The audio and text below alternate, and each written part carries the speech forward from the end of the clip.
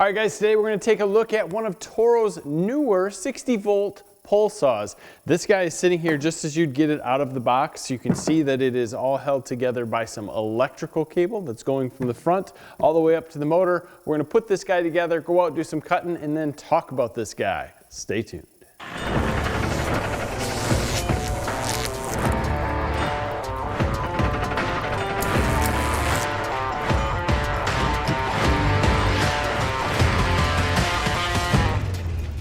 All right, before we put anything together, we're gonna work on the bar and chain. We have no battery in this guy.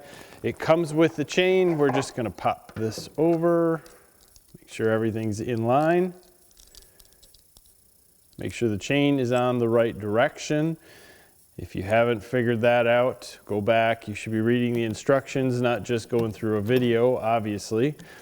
The chain tensioner is this little tiny thing that sticks up there. So once we get this in place, boom, we're set. We're gonna put this top back on before we tension anything. We're not gonna put it super tight. And then the chain tensioner is this little screw right there. We obviously need more.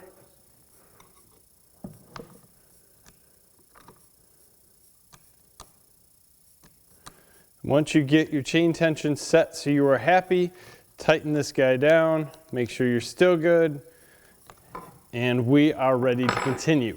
For safety purposes, we're going to put a scabbard over the 10-inch bar, and you can see as we open this up, there is a wire that is attaching everything together, which should help to make this a bit more stable. But basically all we're going to do is take this little push pin here and slide it into the push pin area there, and we are set. Now there is a nut here that we have a tool that came with it. We're going to tighten that down. That should give us an excellent connection and good stiffness. Now the downside to this, it's fairly easy to take apart. You're going to have to make sure that you're not screwing with that wire too much.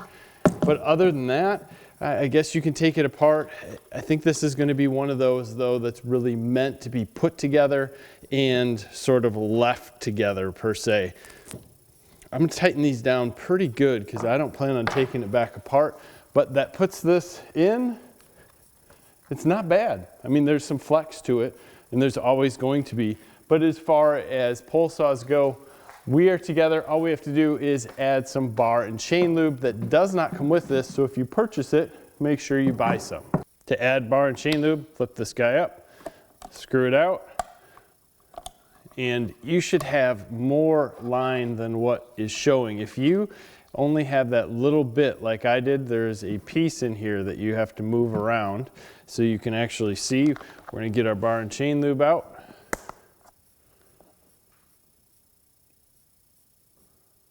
We can see the level coming up right here. You can also see inside. That's full.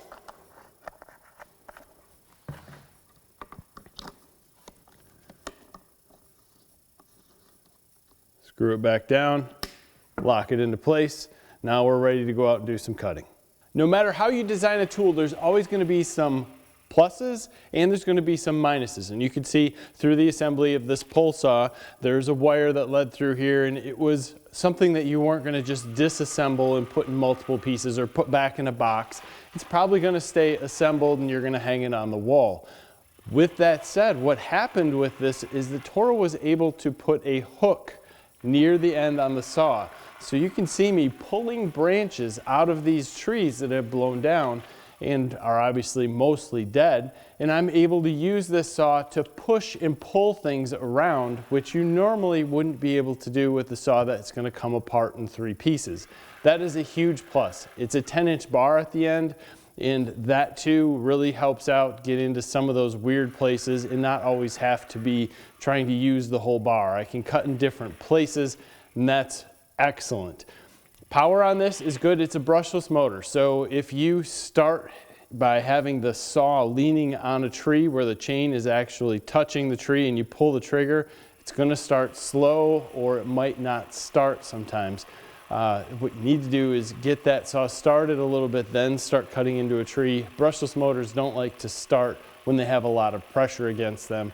So that's the only downside to this that I'd see. It was nice to have something where I could push and pull things around. I mean, simply, that makes this saw well worth it to me to have and not be able to store as easily. Just because I know that I have the strength to push and pull large objects around. As far as the power, once this saw is going, you can cut through just about anything you'd like to. There was no stopping this saw, and it really didn't bog down at all once it got into something. And most of what I'm cutting is black locust, so it's a harder wood. There's a little bit of poplar in there, yes, but most of this is black locust.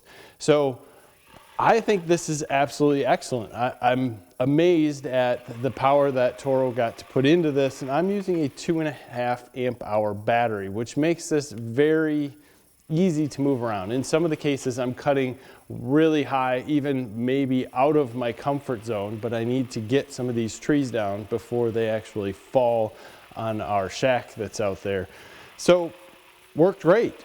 Highly recommend it if you're looking for something that's very sturdy, not as portable, but you can push and pull things around out of trees, which is very helpful. There's obviously not going to be an extension to this tool, so it is going to be as long as it is at this point in time. Let's just come in and take a look at the head of this, and then we'll look at the trigger system, and then we'll call her quits. Just below the saw is that hook I was talking about. You can pull on that. There's some plastic bucking spikes in front of it, but you can see how much oil is on the chain. And to me, that's a wonderful thing. I really like to see a lot of oil on this chain. I know that the chain is getting enough lube, and I'm not going to prematurely wear out the bar or the chain. So that is a great thing. Simple cleanup, no issue. We come back a little bit, you can see some vents for the motor, and back in here, we also have a fan on the back that's going to help vent this motor. I think that's a good thing. There's not a real issue of anything getting in the motor back here. It's just going to keep this guy cool, and it's nice to see that all this stuff is put together so that it's going to take the abuse of getting bounced around in a tree. Now on the trigger end, we do have a place that you could put a strap so you could help hold this up. It does not come with it. This also came bare tools, so I'm using a 2.5 amp hour battery from my other tools that I have. You could go all the way up to the 6 or 7.5 amp hour battery. All the FlexForce 60 volt batteries will fit this. The safety on this was hard to get used to in the beginning. It's a simple pull back and pull the trigger. So with gloves, not an issue. I found myself pulling it back, holding it, and then I could get my hand around it to get a better grip. I don't always want to keep my thumb up here because I want the grip. It's sometimes sad that we have some of these safeties, and there are multiple different ways to have safeties on this, but this one is not bad.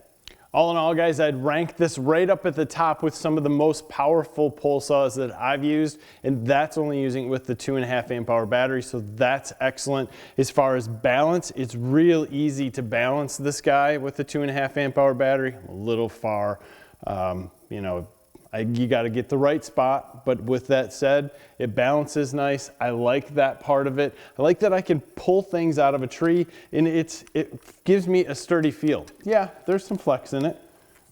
Not a ton, but I think anything that is going to be made to pull things out of trees and stuff can't be so hard. You know, it's got to give you a little bit of flex around things, but at the same place, the attachments where you put everything together so they can put this in the box have not moved a bit, and I think that's excellent.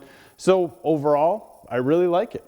I really think this is something that if you're looking at, it's priced pretty fair. The prices are all over the board on the internet, so look around a little bit, you'll be able to find this at a pretty decent deal. As always, look forward to your comments below.